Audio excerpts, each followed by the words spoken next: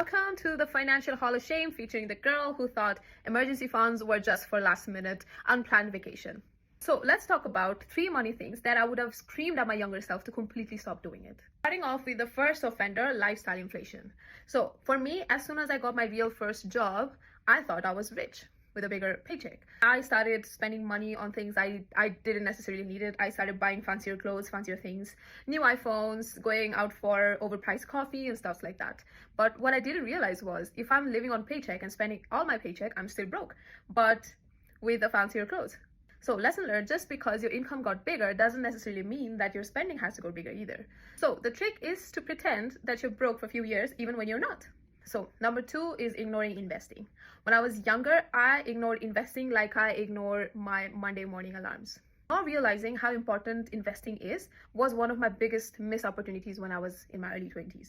One of the examples that I can give you is how I overlooked investing in gold. My mom, she kept on insisting me to buy some gold back then when I had money, but I personally thought it was boring, it was old-fashioned. But the truth is, it is a timeless hedge against today's inflation and the market volatility. Now that I want to invest on gold, it is 76% or more increase since the time that I actually had money. But rather, I chose to spend my money on things or jewelries that basically cost nothing as of now. Therefore, something I would scream at my younger self is please start investing on something. You don't need to have a crazy financial education to start investing early on. You can start by investing on something as simple as buying gold jewelries or invest on some stocks or ETFs. Third one is having bad or let's say broke company.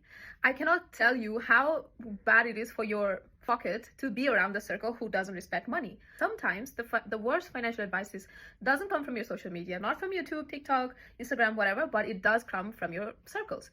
So the truth is your environment and your surroundings does actually shapes your habits, especially when you're young. So please surround yourself with people who normalizes savings, budgeting, and investing, but not the people who always like to flex around and survive 1 month at a time with no goals and just spending money left to right.